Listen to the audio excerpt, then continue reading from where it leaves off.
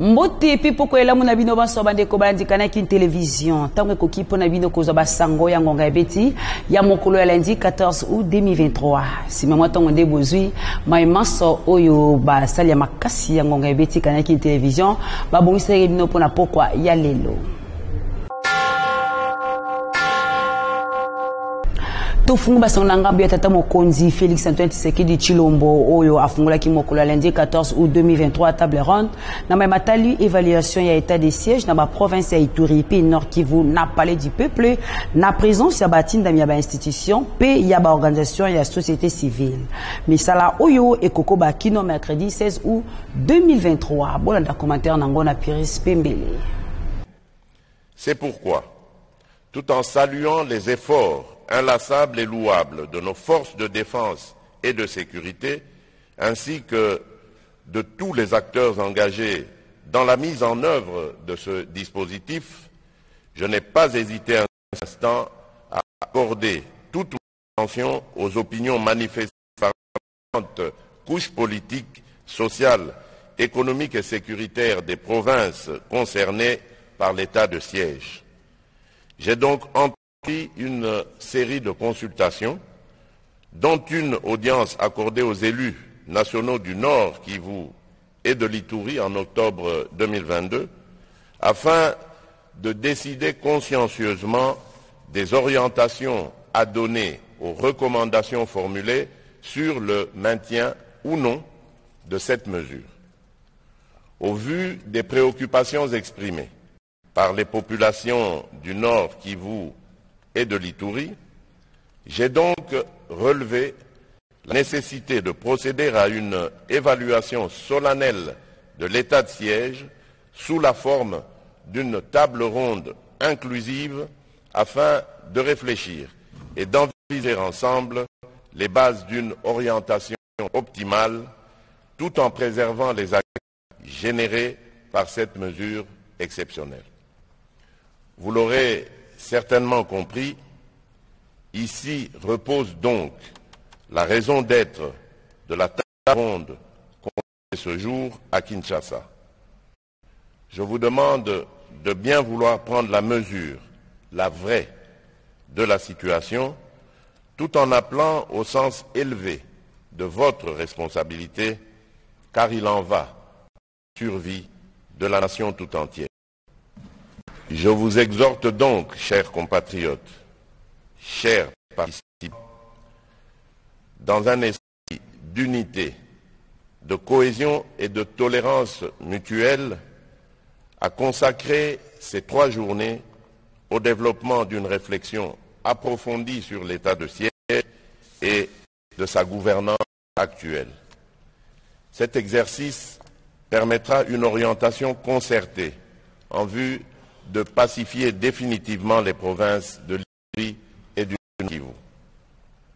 Je ne saurais en outre clore mon propos sans lancer un appel patriotique à ces Congolaises et Congolais qui sont encore malheureusement engagés dans la poursuite d'actions subversives contre la mère patrie.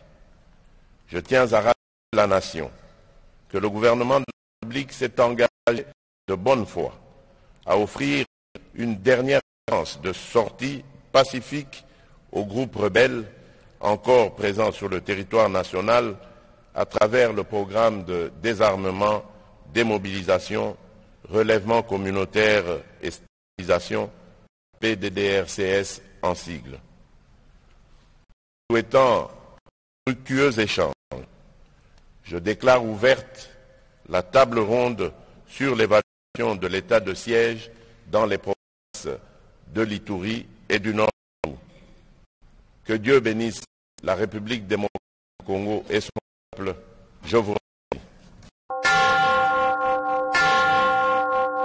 Takana mai matali basango ya mokonzi ekolo Congo démocratique Félix Antoine Tshisekedi Tshilombo esenge koyeba ete ayambaki délégation moko ya conseil exécutif national ya église protestante ECCO ekamamaki na monseigneur André Bokundo wa uti kozala élu lisusu na moto ya église du Christ au Congo na cité ya Union africaine mokolo ya dimanche 13 août. Congo bayaki ko présenter dans mon condi mémorandum ya ba conclusion ya ba travaux au bazaki nango le 11 août 2023 banda ngonga ndenge ebetami lisusu na Piris Pembele Makingo. Église du Christ au Congo ECC na Bokuse kolandisama na mission na yango évangélique pe prophétique ya ko accompagner ekolo na destiné moko ya kitoko lokola pays béni de Dieu. Sima ya organisation ya assemblée générale ordinaire élective ya comité exécutif national babenge synode ba responsable ya ECC ya Etando Mobimba ekolo Congo démocratique na bokambami ya président Sika oyo awuti bongo kozala réélu to pekopona malisusu tolobi monseigneur André Bokondowa bayaki ko présenter epai ya tata mokonzi ekolo Félix Antoine Tshisekedi Tshilombo mokolo ya dimanche 13 août 2023 na cité ya Union africaine ba conclusion ya ba travaux oyo bazalaki na yango mokolo ya vendredi 11 août 2023 par rapport ya etamboli ya ekolo mingi likambo ya maponomi boyoka yemoko monseigneur André Bokondowa ndenga betsaki ngonga. Après tous les travaux, les élections et tous les travaux, nous avons voulu venir voir le président de la République pour lui présenter les résultats de notre synode. Il y a eu un mémo, aussi bien que notre déclaration finale. C'est pourquoi nous avons réservé la première au président de la République. Et dans cette déclaration, il y a toutes ces questions-là qui touchent à la vie de notre pays. Les élections, nous les voulons apaiser. C'est pourquoi nous appelons à tous les Congolais, nous demandons à tous les Congolais pour que nous ayons des élections vraiment apaisées, aussi bien que inclusives. Synode oyo ezali bongo lisanga ya ba évêque ya église protestante oyo esanganaka mpona kozwa ba décision par rapport ya etamboli ya église etalisi ete bazali na pousa ya komona ekolo Congo etambola na unité ya population na période oyo ya bolengeli maponomi. Ngonga ebeti.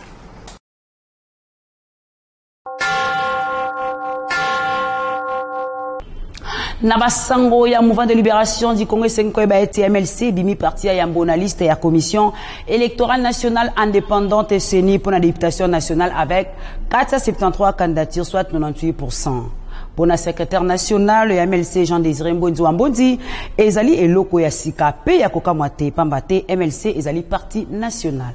Patrick Lusala bazalaki na ye elongo na Piris Pembele bolanda ndenge atalisi.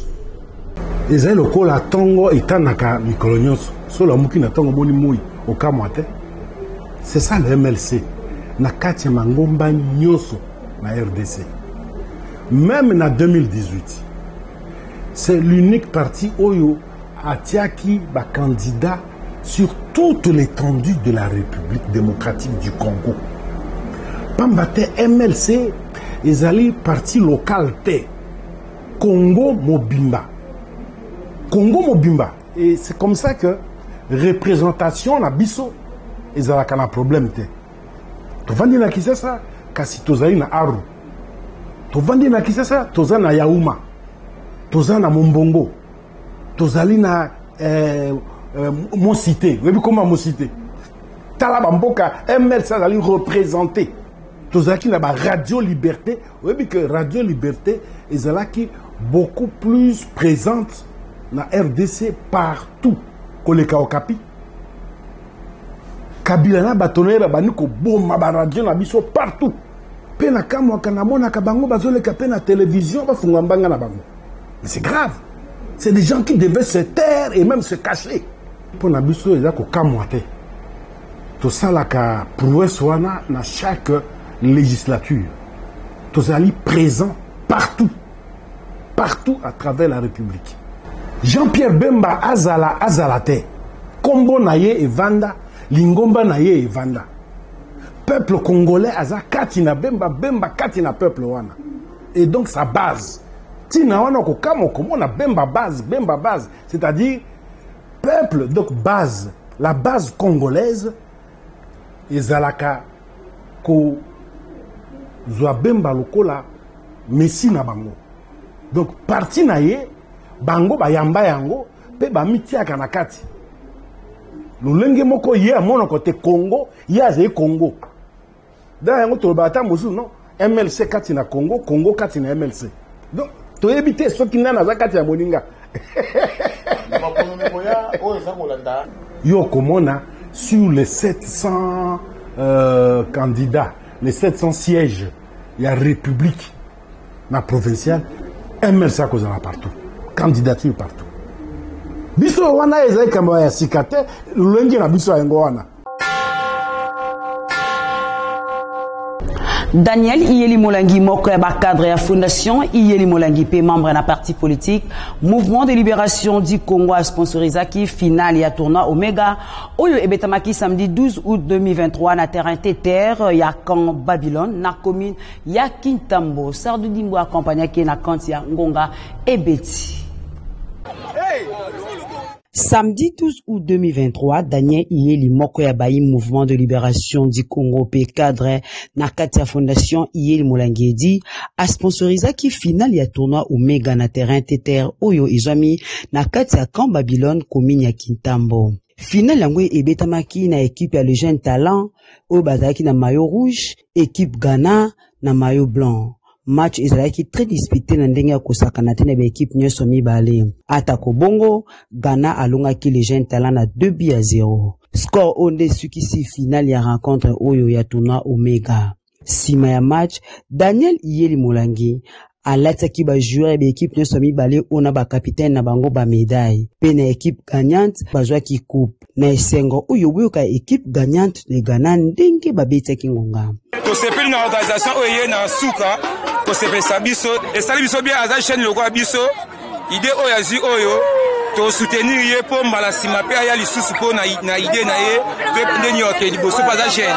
Équipe ya les jeunes talents au bakatana ki bango pe babetaki ngonga. Ouais, pour ça donner ye nzambe apambola ye na monument ba œuvre bien on ba image boye za na travers na ye. Donc, ils ont assisté à un spectacle à travers Naé. Donc, ils ont pas mambo sala et qu'ils doivent continuer à aider les gens. Yé mokope mwana mboka Daniel Iyeli Molangi a bakisaki boye. Au-delà ya kozala tournoi, pour ba musu ba monyango lelo kaka tournoi, ba beti bale après ba kei. Pour na ngai eza na signification moko ya munene. Eza eloko moko esali ke batu basangana place moko. Batuba sangana pour la union. Alors, et ça est là comme où il faut zalaka de temps en temps pour aider les jeunes bazala yako sangana. Soué na ngai pour na bandeko nyonso bazawa en tant que jeune. Et ça que lelo na mona pe avenir et sourire pour na bino. Pourquoi pas lelo ba jeune pe bazala majoritaire partout. Pourquoi pas ba jogo oyo bazala lelo.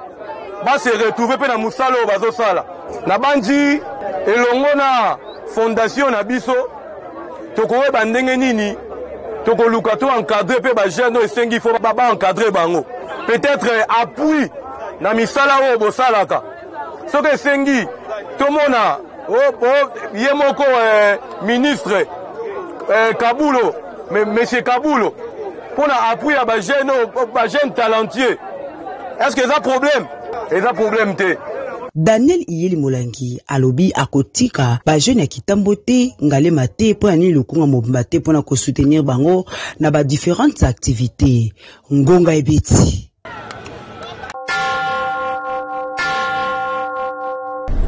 Yvon Mundadi, secrétaire général à Force populaire des démocrates FPD na Bokuse, akenda ki ko redynamiser ba base na ya route Monkali na commune ya Kimbanteke. Kakawana a profita ki pona kokabula maputa na plus de 250 mama ndenge alakaki bango poso eleki Yannick Ndiki Mandembo azalaki na yebola ndenge atalisi na ko betsa ngonga boye.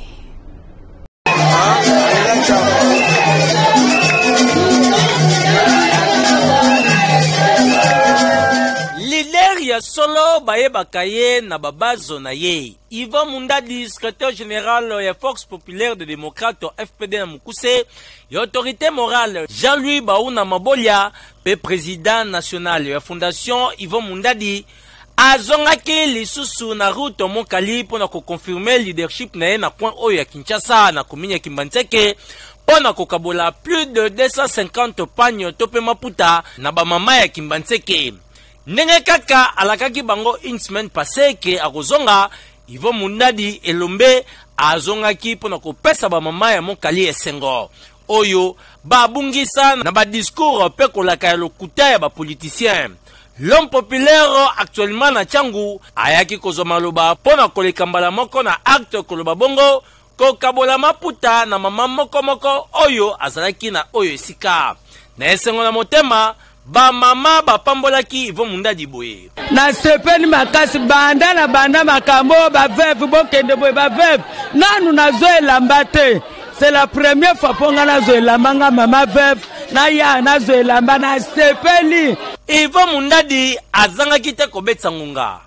Nazalaki awa semaine passée na ebisaki bango na kozonga na zongi lelo na sali on koyi kosala oyo bato bamoni na misu eza na posa te na banda kotanga ngo na télévision to na banda koyebisa bato baza ba mama o bazwa mokano pona ko soutenir pona kotambola nga elongo naza ya sengo mingi ya kozala kati na bango nazo mona déjà rentrée scolaire je pense que na kozonga pona yango to préparer na bango elongo rentrée scolaire en termes de visibilité naza tellement nesengo et na pesi ba mama nyonso tout ya koto yo merci mingi pona soutien na bango bazana ngo envers ngai ainsi que maman Marie pe na cordon Zuzi et na bande ko nyonso to balandaka ngai longonya nzamba pambola bango nzamba mona bango merci mingi. Kasi mikolo ezali koya alaki kozonga pona kopesa ba mama oyo biloko oyo kosunga bana na bango bakende kelasi kitoko pamba te rentrée scolaire ebelemi. Longonya na yo Ivo Mundadi Tchangu ezali deja na maboko na yo. Ngonga ebeti.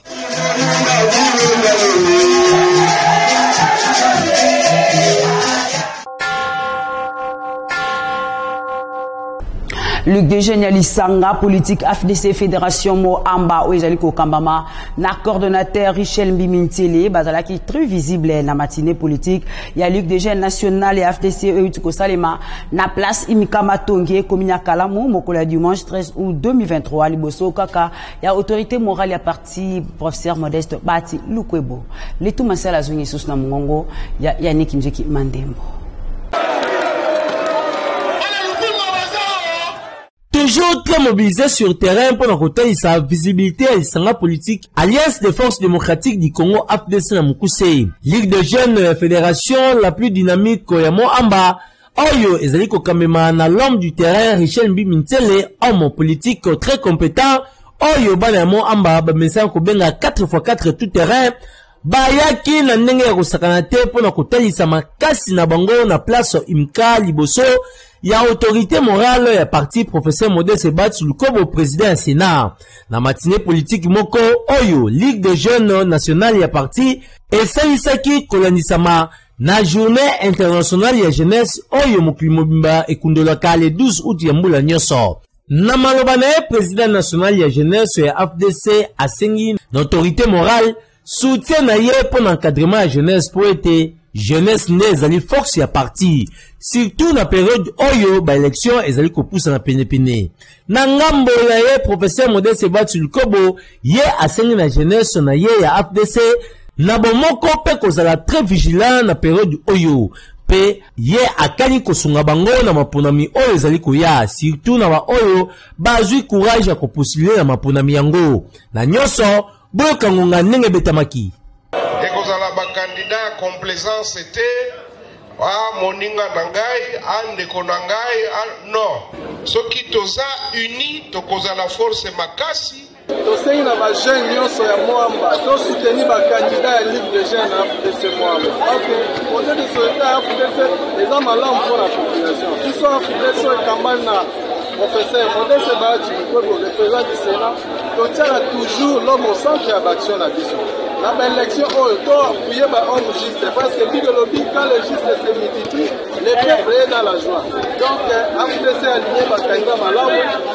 to appuye bango na baélection ndenge kaka balobaka na AFDC makasi ya Congo ngonga ebeti.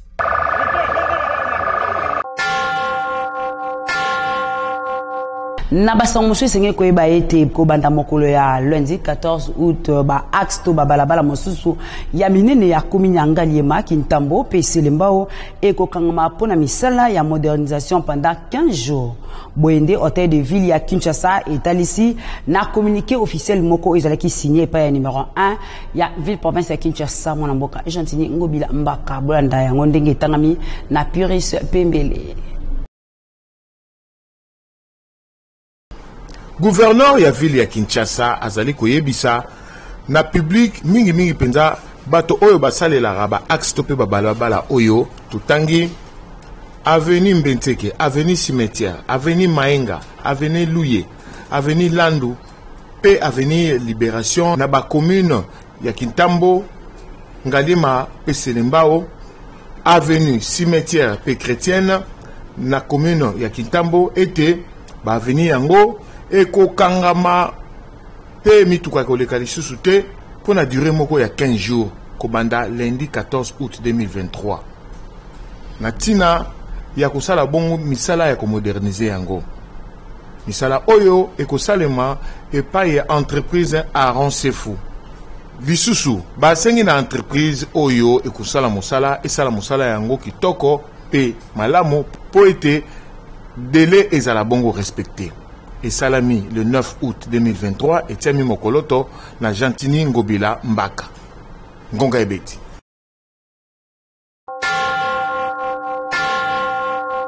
Fondation Mona Elongo na mokambine yango maître Célestin Mona bazalaki topé basalaki inauguration ya centre hospitalier maître Mona na avenue Ngamayama numéro 41 quartier Kingasani ya suka na commune ya Kimbanteke na présence ya bourgmestre ya Kimbanteke mona mboka Jano Canon La Rose Puris Pembele Judex Makengo.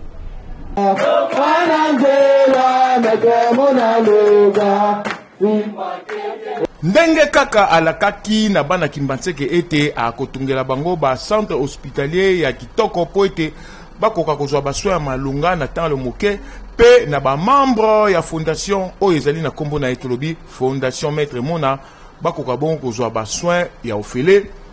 Maître Célestin Mona a possédaki na inauguration ya premier centre oyo ye atungi mokolo ya samedi 12 août 2023 na avenue Ngamayama numéro 41 na Kingasani ya suka. Wapi bourgmestre ya commune ya Kimbanteke mwana mboka Jano Canon La Rose azalaki présent elongo na ba autorité ya la police ya commune ya Kimbanteke bakisa pe lisusu ba président ya ba cellule ya fondation Mona. Sima ya moya circonstance ya yemoko maître Mona bourgmestre ya Kimbanteke azwaki maluba pe sima alekaki bongo na coupure ya ruban symbolique pour na kolakisa ete hôpital efungwami bolanda.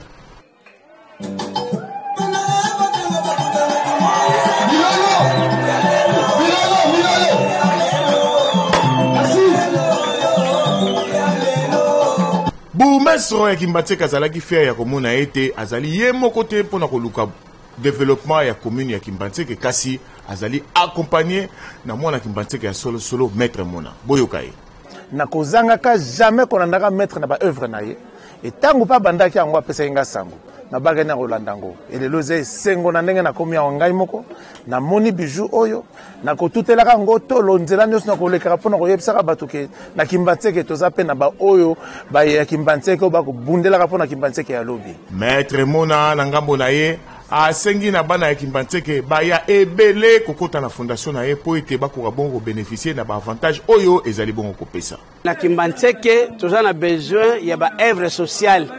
Toza na besoin ya ba théorité. C'est la première fois tosala yango. Mais tozala toujours à tout moment tokopanda na Kimbanteke mobimba. O ezali les débuts mais ce n'est pas la fin. Donc ezali pona yepsa na population nyosa Kimbanteke ke tozali wana pona ko soutenir pona ko sala ba œuvre sociale pona développement mbonga na biso pona ba membre na biso pe pona population nyoso ya commune ya Kimbanteke pe changu mobimba. Population ya Kimbanteke oyo bazwaki baswa ya ofele mokolo ya ouverture bazangaki te kobetsa ngonga. Nzambe apambola ngo ekende liboso ezonga simate ke de pa liboso. Bana Kimbanteke esengeli na bino pour rejoindre fondation maître Mona po ete ye azali na souci bozala na santé ya malamu pe na ba condition ya malamu. Ngonga Ebeti. Nangambu ya basango to pe nangambu ya culture Félix Waze kwa mukwa bongo alanga nzembo ya Congo démocratique simalaye ko beta musique na stade de Marty à Pentecôte mokola samedi 12 août 2023 a beti ngonga pona ko remercier baye ba soutenir ki epe kotalisa ba point oyo et simbi pe oyo et simba kite na concert yango Irene Bulembi Puris Pembele ngai Félix Waze kwa nazo remercier la union surtout pour se mobiliser surtout dans la tête dans la puissance vraiment et donc au salut de la sécurité soutien ma casse il y a concert où les gars qui s'améliorent le 12 août dans le stade de Marty. Nous sommes très contents, alors très contents vraiment la beaucoup de santé pour remercier honorable maître Raphaël Kibuka pour le soutien. Nous avons besoin de l'université de Rombo, nous avons besoin de remercier honorable Debs Malungeni. Vraiment merci beaucoup, ma sportif, ma union surtout, ma commerçant, ma maman, soutien pour l'accident que nous, tous dans la commune, tout le monde. Et puis toujours se soutenir. La journée remercie. Le gouvernement de Karmapa, dans le message où il y a ça qui est soutien. Pour mon avis, présence, il y a Fabregas, moi, on a uni. Dans le soutien, il y a Bula Filé, et tout le monde sur les brators, c'est-à-dire que vraiment, soutien va être total. On est très content. C'est comme nous avons besoin, nous, de continuer pour se soutenir. Concert au stade, match, il y a 4 points. Pour les bosses avec les Camerounais, il y a aspect, il y a podium. Ça veut dire qu'il y a eu l'idée relative bien, le scénario. Non, on sentit que maintenant le blanc a été de nous, mon équipe. Moi, les amis là-bas, parce que nous avons mis balai dans mon kilo. Moko, et avec pour Michael Jackson. Nous avons pu tant de comment nous avons quitté que Michael Jackson dans la table. Un spectacle, nous avons un spectacle. Nous avons un son, nous avons un son. Pour le rôle, nous avons un voter dans la vie pour autour de sa stade, nous avons oublié. Mais nous avons déjà écouté. Parce que nous avons un live streaming, donc à travers le monde, nous avons un appareil, nous avons un monde. Mama kamona lobaki tozana ngo makasi tozali na makasi. Banana na zako lobaki, na obe la kamona plete. Uone zani ni komi. Voilà, vous avez l'assurance au sous pour la comme la salle bat moya. Vous avez l'assurance au sous pour la salle moya. Vous avez pour nous dans zone d'électricité, vous avez pris dans le départ dans le la route. Tout comme la page magazine vice-président et assemblée provinciale ya Kinshasa moponami ya commune Massina na compte ya parti politique Union pour la démocratie et le progrès social UDPS mwana mboka Francis Chibalabala Mukunai oazalaki na meeting populaire mokolo ya dimanche 13 août 2023 na terrain Sainte-Thérèse ezami na commune ya Njili wapi atalisaki bilan ya chef de l'État Félix Antoine Tshisekedi Tshilombo uta azali na moto ya école Congo démocratique pe aye moko uta bayi Massina batinda ye na assemblée provinciale ya Kinshasa Bolanda Fisto Mandondo azalaki na bango ndenge babeti ngonga.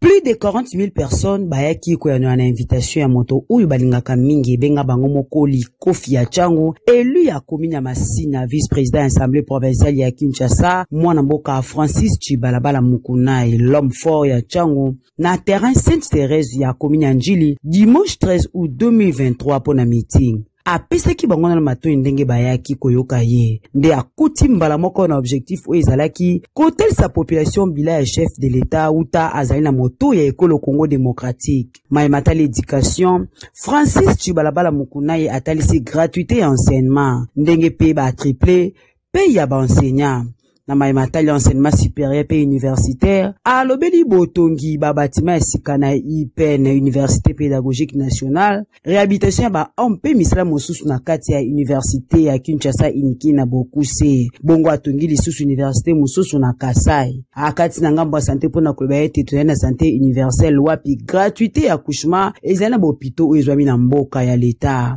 Action ou état justice à l'obéliété. Recrutement à 5000 magistrats et salimi. 2500 bazali la formation kalaté bakozala intégré. Pe ba mosusu bakozala intégré na 2024.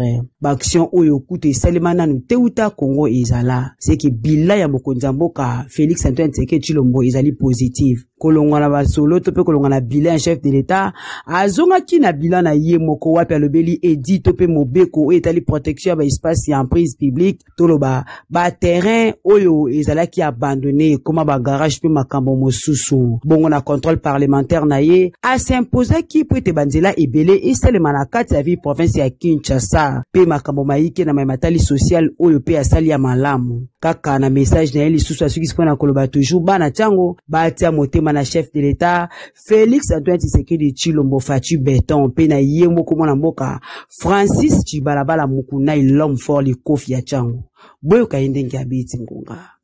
Pendant mandat ya tata mokonzi ya ekolo botomoni ba arrestation gratuite te kalezalaka okende boye bato aner okende boye bureau de osala boye bakangi osali eloko te tata mokonzi tango ye amoni que ba congolais ebele bazana makoki ya kotinda bana bango na kelasi te et que bato ebele bazana mosolo te nde ayeko décréter gratuité ya enseignement o tozo benga phénomène kuluna tozo telemela yango tozo boya tozo lela kasi ezali bana wana o bazwaki makoki ya okende classe te ya okende kotanga te parce que ba parents na bango bazalaki na mosolo otinda bango na classe te.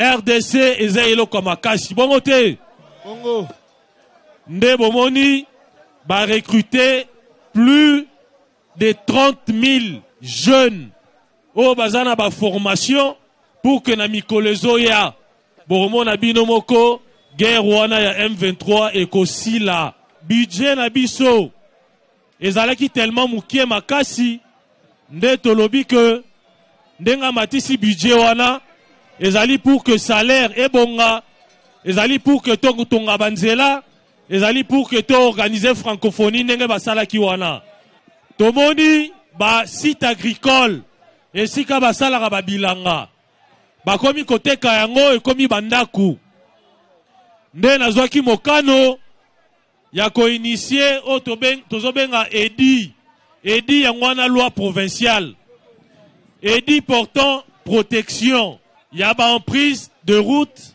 na ba espace public na ville à Kinshasa et edi wana ba recevoir yango na assemblée rapport ya PHJP ba recevoir yango edi wana ezopekisa na bandoki ya Congo na baini ya bala Kisasa bateka ba terrain ya bale te bongo te boye ba terrain ya bale ekoma lisusu ba garage te esika bosalaka milona na bino nde bolesa Kisasa na telemelaki pe ba spoliation ya ba esika bosalaka musala babalabala ya l'État etc.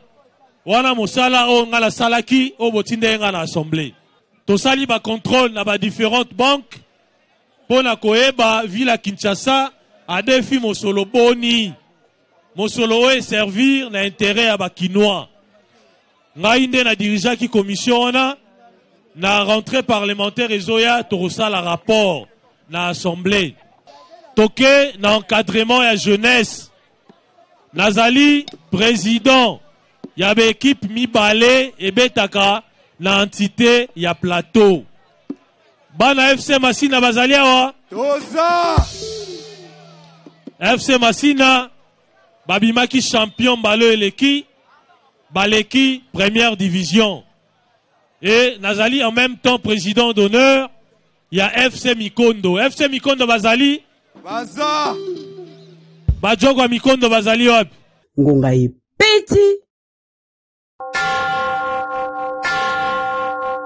badeko bandikana qu'une télévision p basango ngonga beti awane to suki pona basango ya mokolo ya lelo lundi 14 août 2023. Ce qui vous s'appelle Patrick Lusala de côté Sabino toujours bilili pe ngosala ndenge ezali ko salema na sima ya caméra na ye. Bongo tidi agwananda simba ki montage. Régie et simba mina Joël Pembele. Bongo édition ezali kokoba toujours na chef Piris Pembele Makengo. Botika malam na kokoba kolanda manaka ya la télé vérité pe kimi ya kolonzambe ekoba kozala bongo o mabote mabino.